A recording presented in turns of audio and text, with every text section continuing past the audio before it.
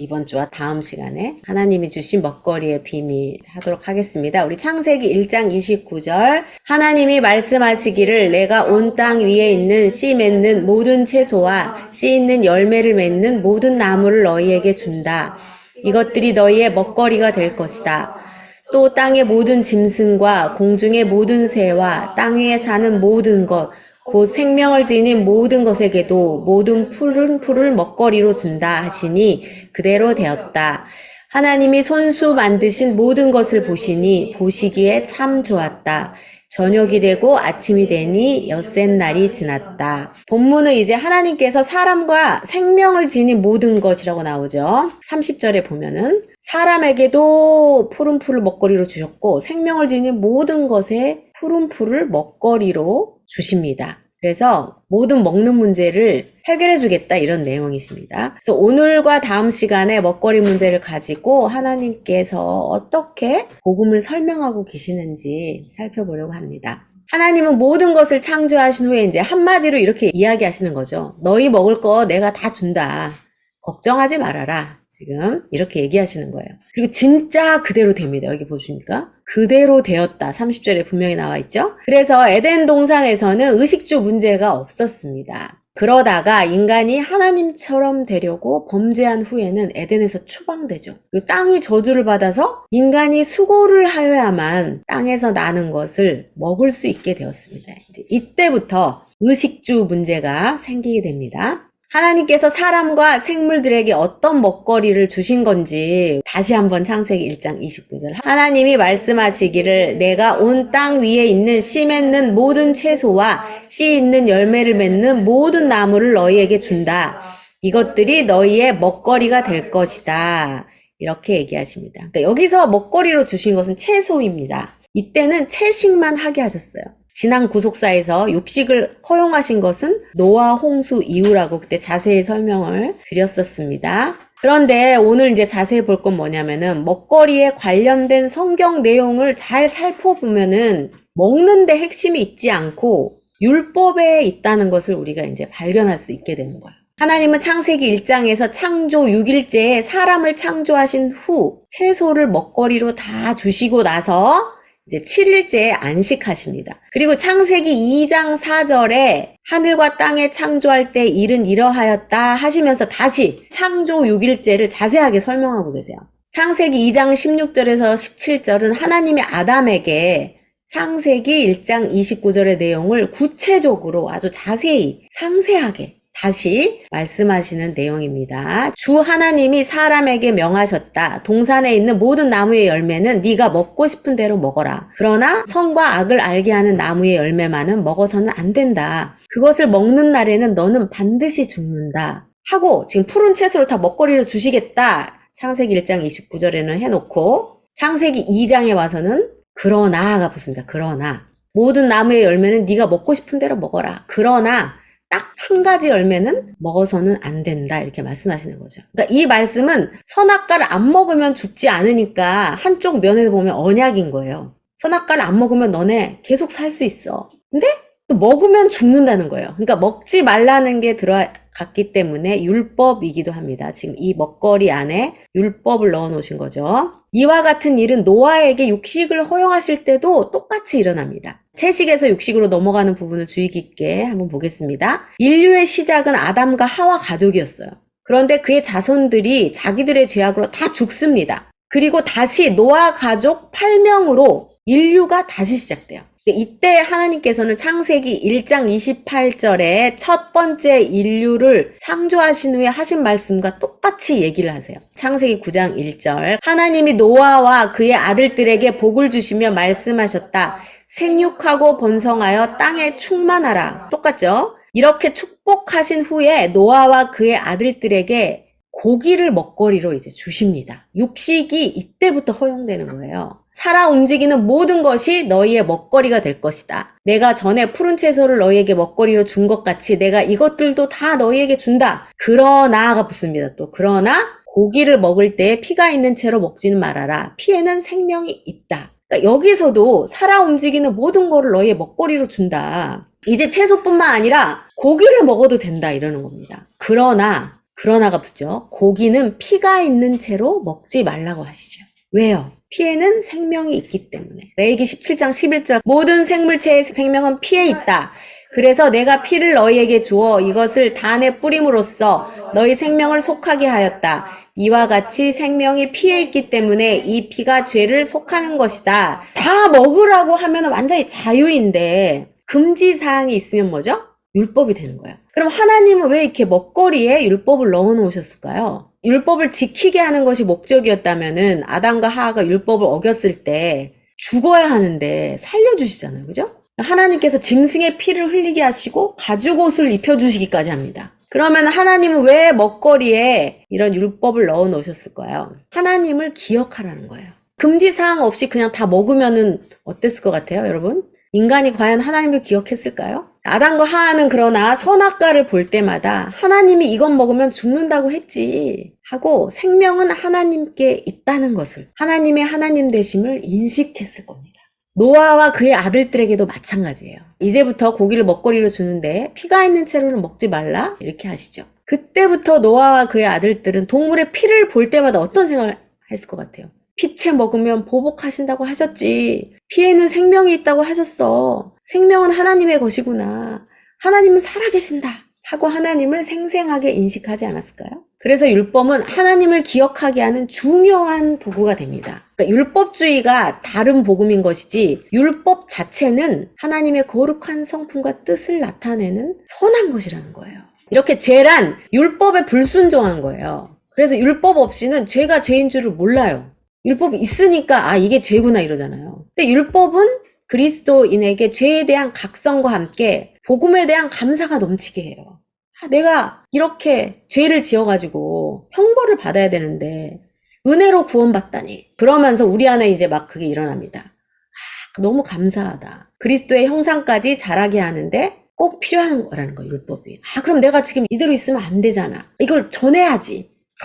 그래서 제자들 보십시오. 성령 충만받은 제자들 목숨도 아끼지 않고 자기의 모든 것을 다해서 복음을 전하는데 인생 최대의 가치를 두잖아요. 사도 바울은 특히 모든 것을 배설물로 여길 만큼 그리스도의 이 복음이 가장 가치 있다 이렇게 얘기하잖아요. 율법은 지키라고 주신 게 아니라 죄를 각성하고 죄의 형벌로 죽어야 할 죄인을 구속해 주신 은혜를 알라고 주신 거란 거죠. 은혜란 뭐예요? 우리가 한 게 전혀 없이 예수님께서 율법을 완성하셔서 우리와 연합해 버리시잖아요, 지금. 그래서 율법을 초월한 사랑의 법으로 살게 하시는 것을 말해요. 하나님은 그렇게 아담의 때나 노아의 때나 인류에게 먹거리를 주시면서 그 속에 율법을 넣어 놓으셨어요. 그러니까 먹거리를 강조한 게 아니라 하나님의 법, 하나님의 임재를 강조하신 거죠. 그러니까 아담과 하하는 선악과를 먹지 말라는 율법을 통해서 하나님이 살아계시구나. 그 하나님의 임재를 경험했어야 되는데 실패를 하고 맙니다. 이렇게 율법과 은혜는 이렇게 대립 개념이 아니라 동전의 양면과 같이 율법이 없으면 죄가 없으니까 은혜도 없죠. 뭔가 죄에서 구원해줘야 은혜잖아요. 값없이 죄에서 구원해줘야 되는데 죄가 없는데 어떻게 은혜가 있습니까? 그래서 율법과 은혜는 동전의 양면과 같다. 율법이 은혜라는 사실을 깨닫게 해준 사건이 이제 또 먹거리, 광야 생활을 하던 이스라엘 백성들에게 일어납니다. 이스라엘 백성들이 이집트에서 탈출해서 가나안으로 바로 가야 하는데 광야로 인도가 돼요. 그래서 이집트에서 가나안까지 3일 정도 걸릴 거라고 했는데 한 달이 지나도록 광야를 빙빙빙빙 돌고 있는 겁니다. 출애굽기 16장 1절을 보면 이스라엘 백성은 엘림에서 떠나 엘림과 시내산 사이에 있는 신광야에 이르렀다. 그때는 그들이 이집트에서 나온 지 꼭 한 달째 되는 2월 15일이었다. 이렇게 나오죠. 그러니까 이제 이스라엘 백성들이 홍해를 지나가지고 막 미리암이 하나님을 막 찬양하고 그런 다음에 이제 광야로 들어와서 마라라는 곳에 이르렀는데 막 물을 못 구해가지고 또 불평을 하고 그래서 하나님이 또 물을 주시고 그리고 엘림이라는 곳에 와서 정말 물을 실컷 먹고 그 엘림에서 이제 떠나서 한 달째 되는 날에 이제 신광야에 도착한 겁니다. 근데 이때 먹을 것이 떨어진 거예요, 지금. 그래서 이스라엘 백성들이 모세와 아론을 원망하기 시작합니다. 우리가 이집트에서 여호와의 손에 죽었다라면 좋을 뻔했습니다. 거기서 우리는 고기와 빵을 배불리 먹을 수 있었는데 당신들이 우리를 이 광야로 끌어내어 우리가 모조리 굶어 죽게 됐습니다. 이렇게 막 이제 불평하는 거예요. 근데 백성들이 왜 이렇게 화가 났죠? 먹는 문제 때문인 거예요. 굶어 죽게 생겼으니까 얼마나 화가 났겠어요. 성경을 읽으면서 이스라엘 백성들은 왜 저 모양일까 비난하고 그러는데 아닙니다. 이 정도면 양반인 거예요. 여러분은 얼마나 버텼을 것 같으세요? 아담이 선악과를 따먹었습니다.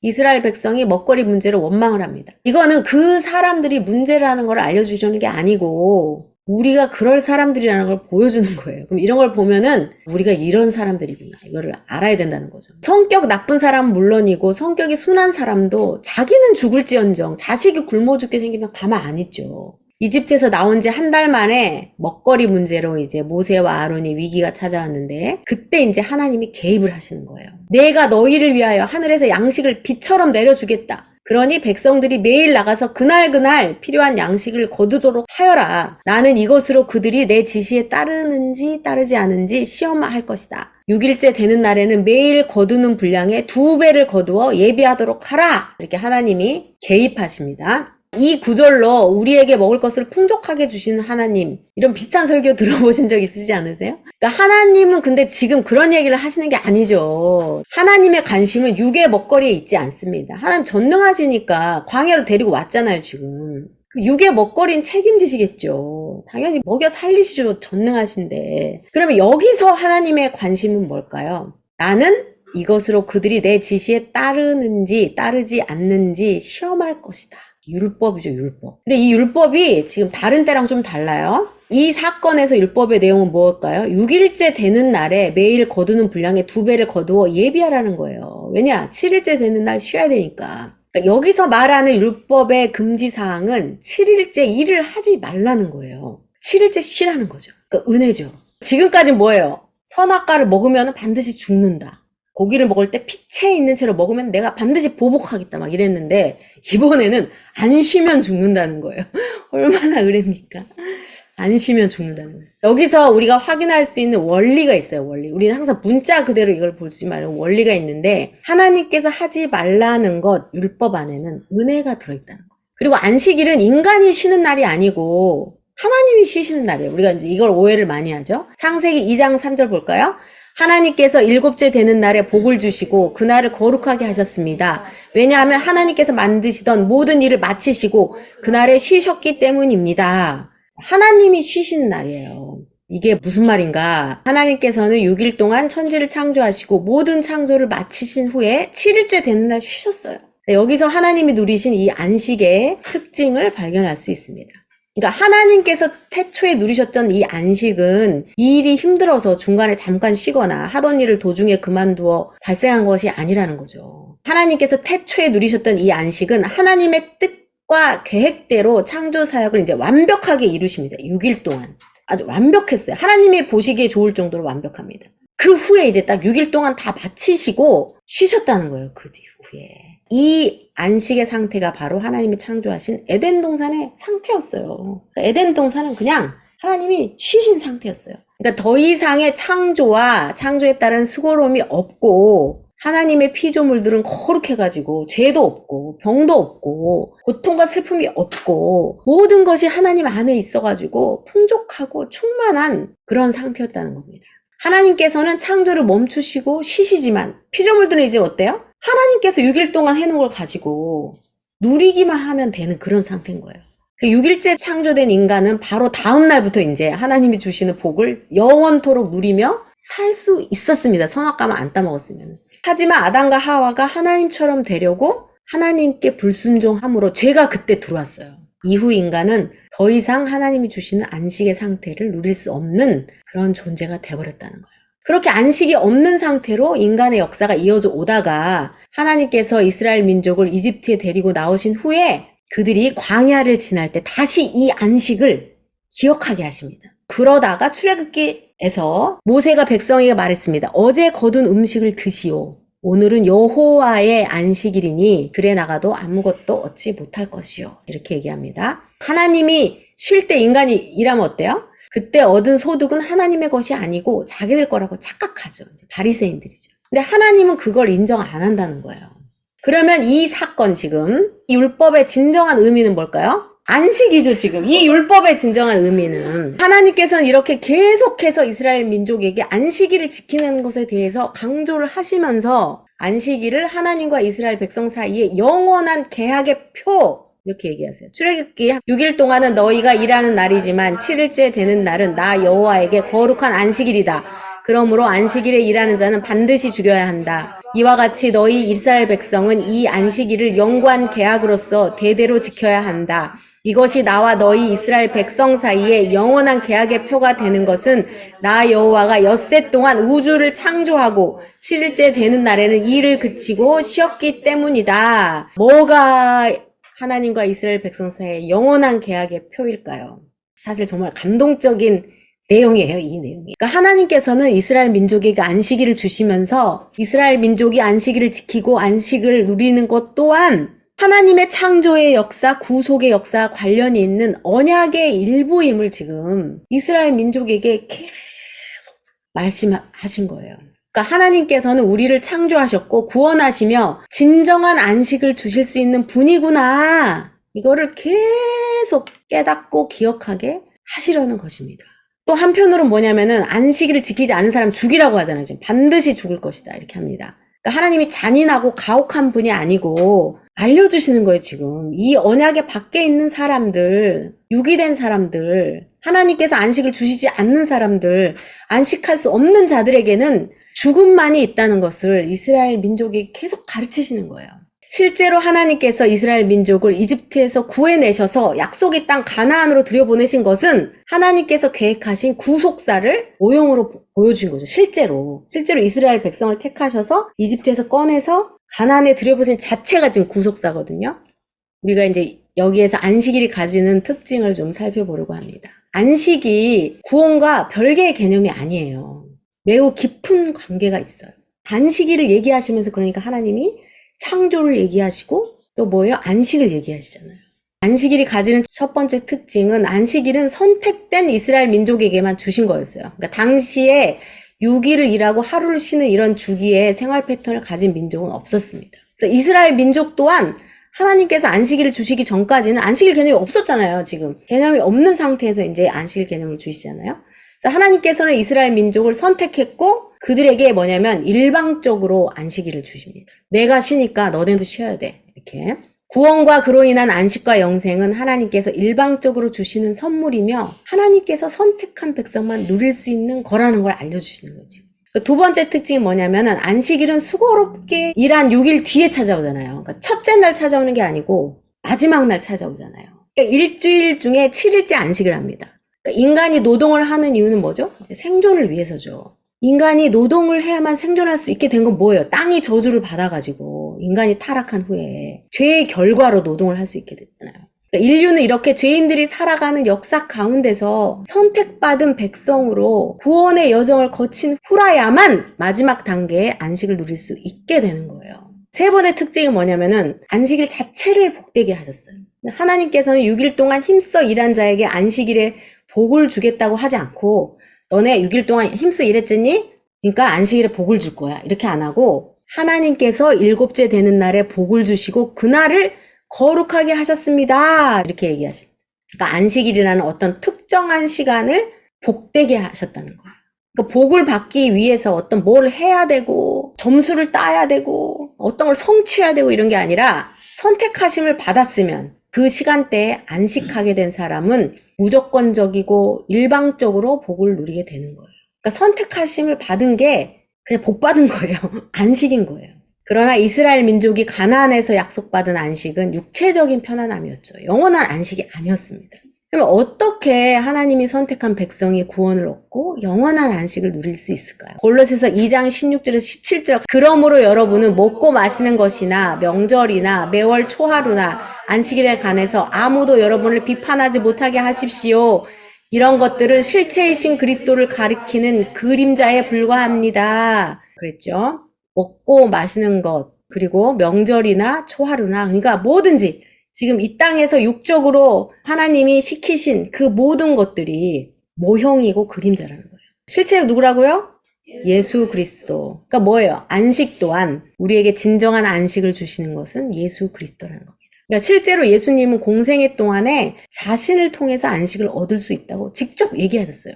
인자는 안식일의 주인이다. 수고하고 무거운 짐진 사람은 모두 내게로 오라. 내가 너희를 쉬게 하겠다. 나는 마음이 온유하고 겸손하니까 내 멍에를 배우고 나한테 배워라. 그리하면 너희는 마음의 쉼을 얻을 것이다. 그러니까 첫 창조 때 하나님이 누리셨던 완전한 안식, 진정한 안식은 당연히 죄도 없고 병도 없어야 됩니다. 없었어요. 그런데 예수님이 살아계셨던 당시에도 병에 걸려 아픈 사람이 있었고 영생을 상징하는 안식일에도 아픈 사람이 있었어요. 예수님 당시에 보면은. 그 안식일은 지금 불완전하다는 의미예요. 그 안식일이. 그래서 예수님께서는 안식일에도 병자를 고치셨고 그러면서 선포를 하셨죠. 자신이 죄에서 해방된 완전한 안식을 가져오는 자임을 이렇게 드러내셨어요. 그러니까 안식은 뭐냐면은 몸이 쉬는 게 아니고 죄에서 해방돼서 샬롬을 얻은 그 상태가 안식인 거예요. 근데 이제 당시 율법주의자들인 바리새인들은 뭐예요? 모형인 안식일을 지키는 것에 집착하다 보니까 그 실체인 예수 그리스도를 알아보지 못했습니다. 그래서 어떻게 했어요? 안식을 지키지 않은 예수님을 십자가에 못 박았죠. 그러나 뭐예요? 역설적이게도 예수님이 죄 없이 십자가에 달려 죽으시고 부활하심으로 우리는 어떻게 됐어요? 더 이상 율법적인 안식일을 지킬 필요가 없어졌고 예수 그리스도를 믿는 믿음으로 완전한 안식을 누릴 수 있는 은혜를 우리가 받게 되었다는 겁니다. 그러니까 뭐예요? 진정한 안식은 예수 그리스도를 통해서만 누릴 수 있다는 것입니다. 그러니까 예수님을 구주로 믿으면 성령을 통하여 예수님과 연합되고 하나님이 주시는 안식을 누릴 수 있게 되는 거예요. 물론 이제 이 앞에 들어가야죠. 복음을 먹고 예수님과 연합을 인식해야 되고 우리의 상처와 욕망이 지성소에서 다뤄져서 하나님과 나 사이에 장애물이 없어야 되겠죠. 그러니까 하나님이 주시는 안식을 그러나 우리가 누릴 수 있는 자가 된 거예요. 그러므로 안식은 하나님께서 만드셨고 하나님께서 피조물에게 내리시는 복입니다. 복. 그래서 창조와 구속을 상징하는 거죠. 이 복은. 그것을 한마디로 줄이면 예수 그리스도가 됩니다. 예수 그리스도를 대면하는 게 복이다. 예수님을 인식하는 게 복이다. 예수님께서는 이 땅에 오셨을 때 천국이 이미 왔다고 말씀하셨어요. 예수의 죽으심과 부활하심을 믿는 우리는 예수 그리스도와 연합되어서 신의 성품에 참여하는 자가 되었고 이미 안식의 상태에 들어오게 된 것입니다. 그래서 우리 마음이 지성소가 될 때 어때요? 우리는 하나님의 생명력과 나의 부정적인 성품이 신의 성품으로 교체돼가지고 충만한 상태에서 안식을 맛보게 됩니다. 그것이 바로 천국의 맛이라고 했었죠. 하지만 이 안식은 지금 우리가 세상에 있기 때문에 역사에 살기 때문에 완성된 안식은 아닙니다. 예수님께서 재림하실 때 하나님의 백성들은 완전하고 영원한 안식에 들어가게 돼요. 우리는 그거를 소망하면서 내 마음이 지성소가 될 때 이 잠깐 누리는 이 안식의 맛, 천국의 맛을 보면서 그걸 이길 수 있게 되는 거죠. 하나님은 이스라엘 백성들이 정착할 가나안 땅에 이를 때까지 광야의 40년 동안 매일의 양식으로 먹거리는 만나를 주십니다. 그리고 이스라엘 백성들은 이 먹거리 안에 담긴 그 율법을 통해서 매일 하나님을 인식하고 안식의 은혜를 누렸을 것입니다. 물론 이제 육체적인 안식이지만 그 모형으로 하나님은 뭐예요?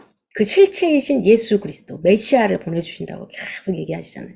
여러분 인생이라는 광야를 사는 동안 어떤 것을 먹든지 자 우리 먹을 때마다 이제 기억하세요. 먹을 때마다 이 그림자의 먹거리를 통해 실체이신 예수 그리스도를 인식하고 안식하는 은혜를 누리시기를 축복합니다.